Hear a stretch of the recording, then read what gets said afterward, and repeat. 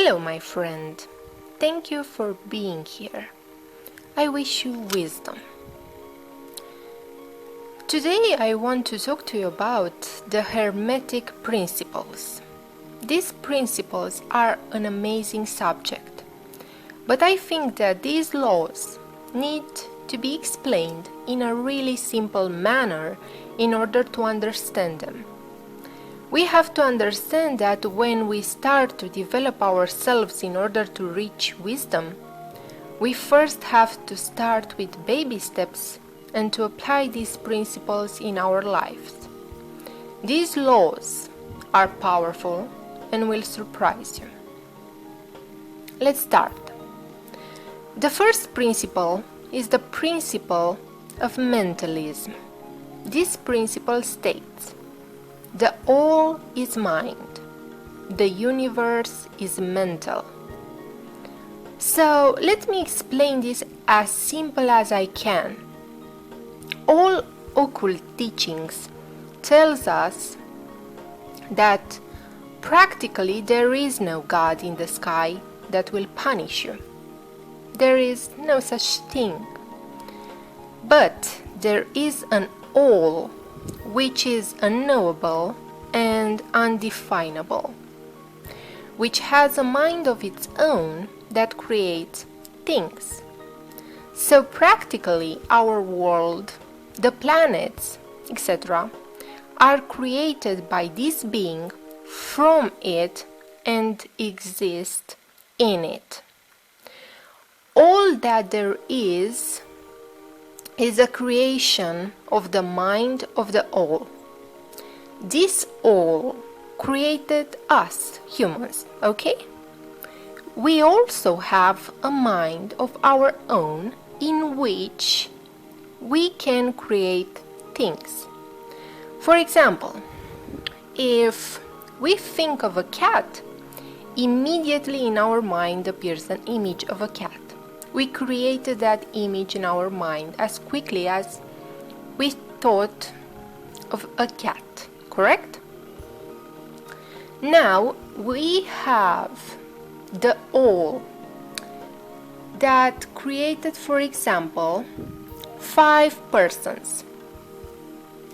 Those 5 persons, although exist in the mind of the all, they have a mind of their own.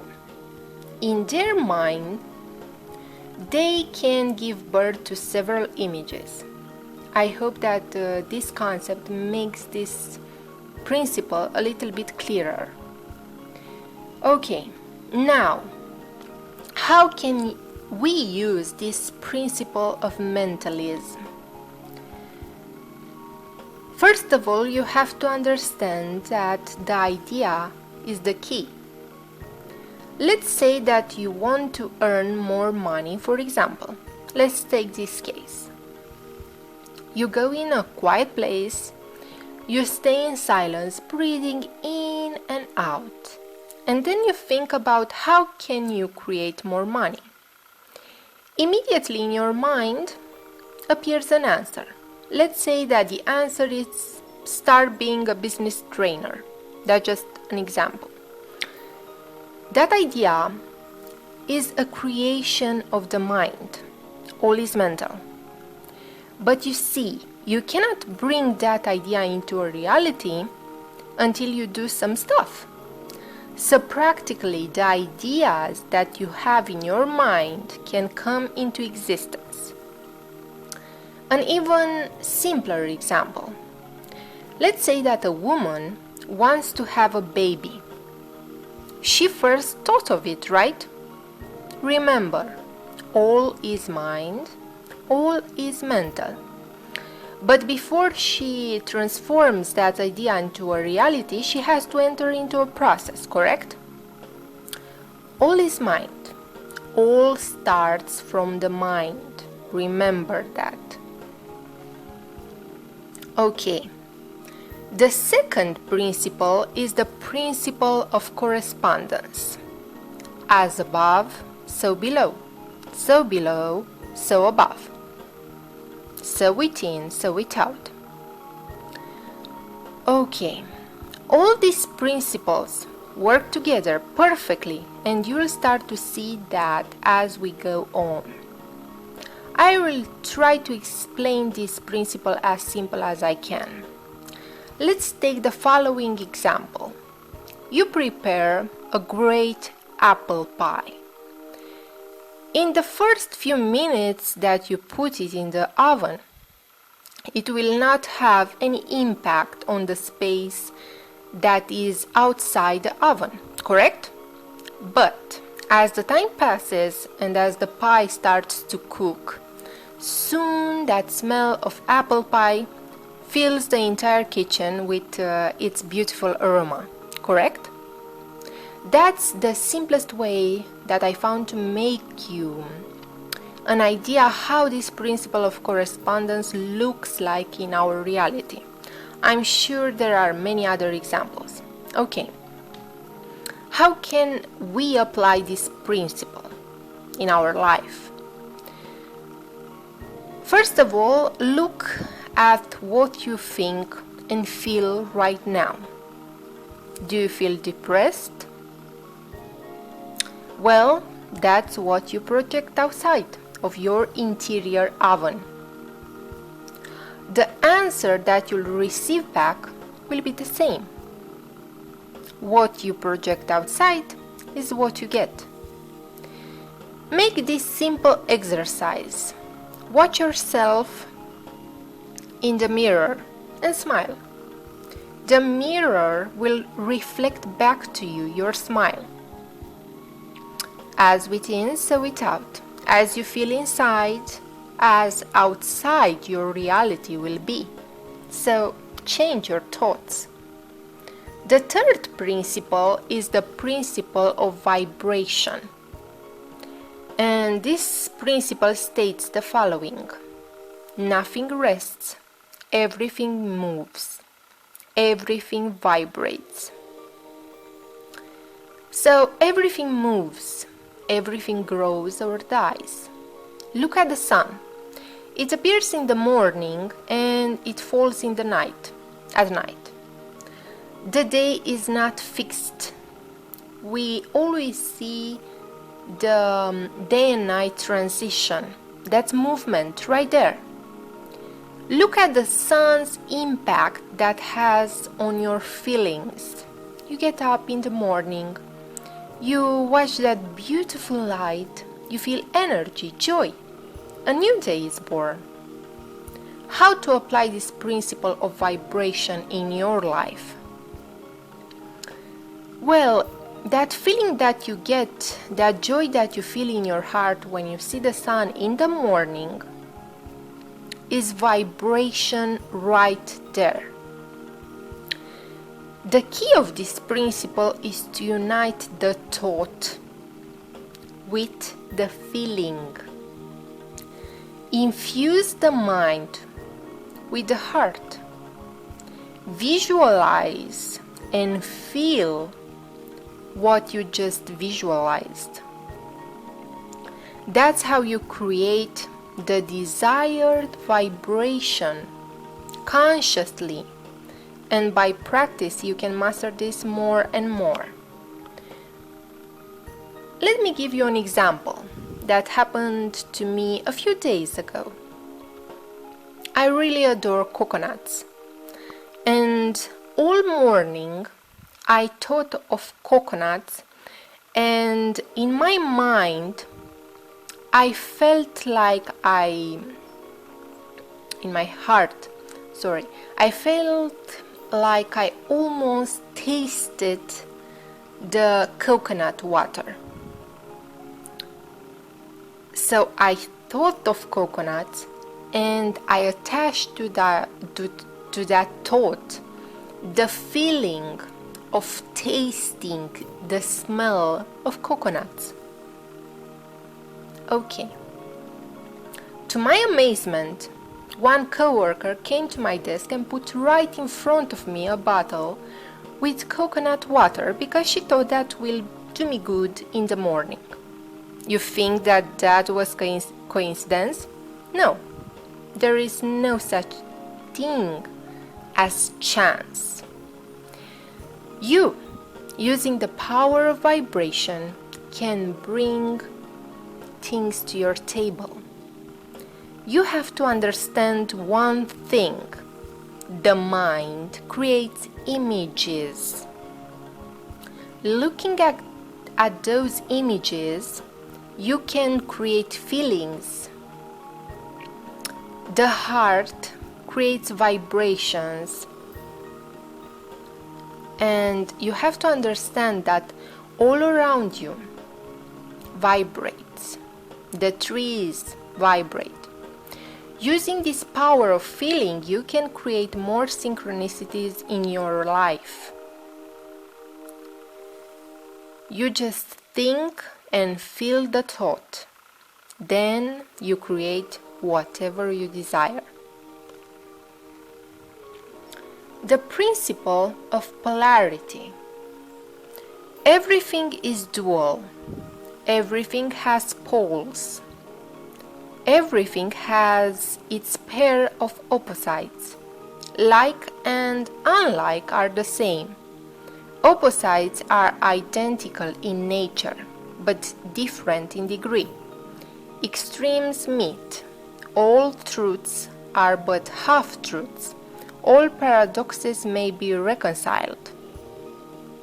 You see this principle everywhere. The day, the night. Hot and cold. South Pole, North Pole. This principle is all about the transmutation of a thought into its opposite. How to apply this principle in your life? Let's take the following example in order to understand better how this principle can work for you. You are in the parking spot and you see this mature lady entering in this really old car. The paint is faded and it's so old that it almost looks dirty. And the following thought appears in your mind, and the feeling of disgust rises. What an ugly, rusty old car. Okay, now, what's the opposite of that thought?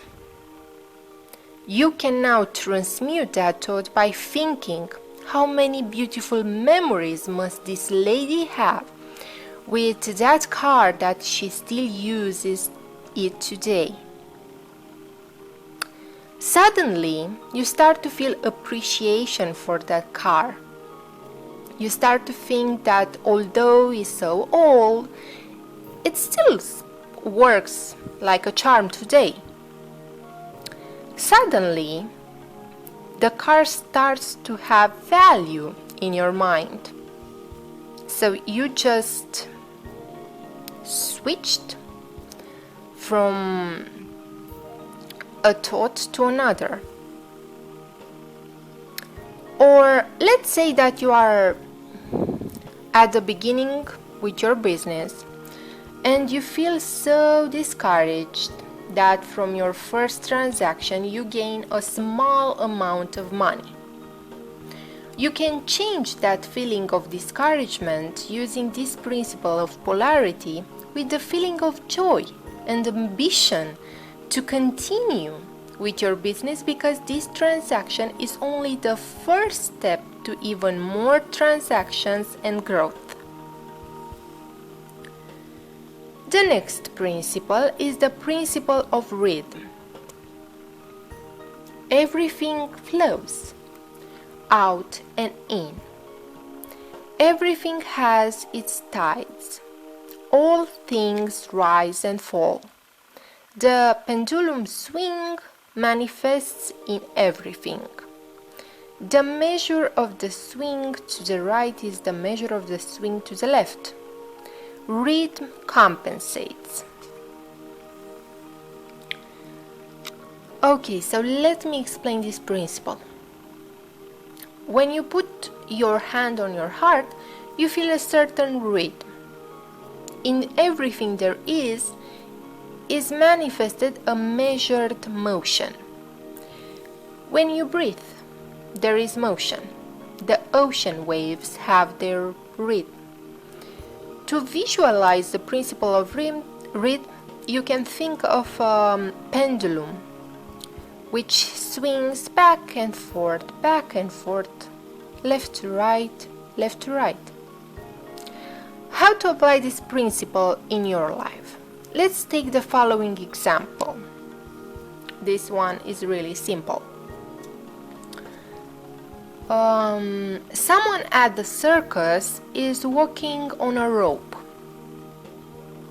While walking on that rope, the man has to maintain the balance in order to keep his center of mass.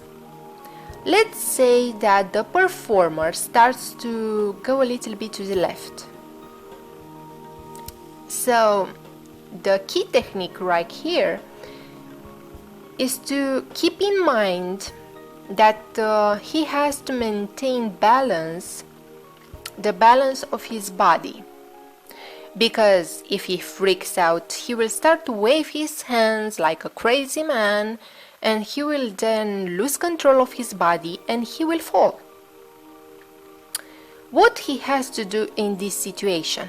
He has to stretch out his arms perpendicular to his trunk, because this technique will give him balance. Okay? How can we use this principle of rhythm if we have a negative thought, for example? Well, if you focus on the negative thought, that will make you angry and you'll fall into those negative emotions. In this situation, what you have to do is to observe that negative thought that just rised in your mind. And your focus should be on neutralizing this fall, this thought, instead of freaking out. Now, using the principle of polarity, you focus on the opposite. The key of this principle of rhythm is having balance and knowing how to alternate your thoughts like the man on the rope at the circus. Okay? The next principle is the principle of cause and effect. Every cause has its effect. Every effect has its cause. Everything happens according to law. Chance is but a name, for law not recognized. There are many planes of causation, but nothing escapes the law. Allow me to explain this as simple as I can. Okay, so you prepare a cup of tea. Then you decide to add sugar in the tea. Then you taste the tea and the tea is sweet. The cause is the decision that you made and you add the sugar in the tea. The effect is the sweetness. Okay? Correct? You have to understand that everything you do has a consequence. A great thing that Anthony Robbins said, if you do what you've always done, you'll get what you've always gotten. How to use this principle of cause and effect? First of all, pay attention that the thoughts that you have and the decisions that you take will become the cause, and what happens next after you took that decision is an effect. Let's take the following example.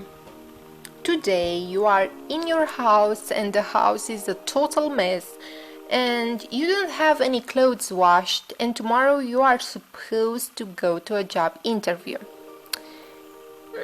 You are feeling lazy today and you decide that you'll wake up tomorrow morning and prepare for the job interview. The clothes, the cleaning, everything. When tomorrow comes, you unfortunately wake up late, you don't have any clothes washed, you look like a total mess, and because you don't feel comfortable, you don't get the job. The decision that you made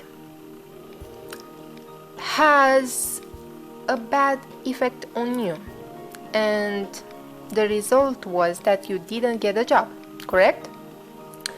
You have to understand that this principle of cause and effect is a trial and error principle. You learn by experience. You have to start to throw away the habits that don't serve you. You have to look at the people who surround you and to move if the movement serves you, not because it serves other people's realities. You have to understand that you have to create the right cause for you in order to obtain the desired effects. You have to become the mover, the creator of your own life. Don't get carried along, obedient to the environment and the wills of others that you think that they are stronger than you. Come back and become a creator again. The last principle is the principle of gender. Gender is in everything. Everything has its masculine and feminine principles. Gender manifests on all planes. In the physical plane, for example, we have the man and the woman. If we take a look at the brain, we have the left part of the brain that is masculine and has the following properties: logical, analytical, objective, rational. The left brain views the usability of a thing. Then we have the right part of the brain, which is the feminine part, and has the following properties: is random, intuitive, holistic, has the ability to synthesize, is subjective, and looks at wholes. The right brain views the creative part of a thing. So, in order to apply this principle in our lives, we have to make a better infusion of all these things, all these properties, in order to gain more power from them. So, practically, this is pretty simple. You have, for example, a pile of garbage.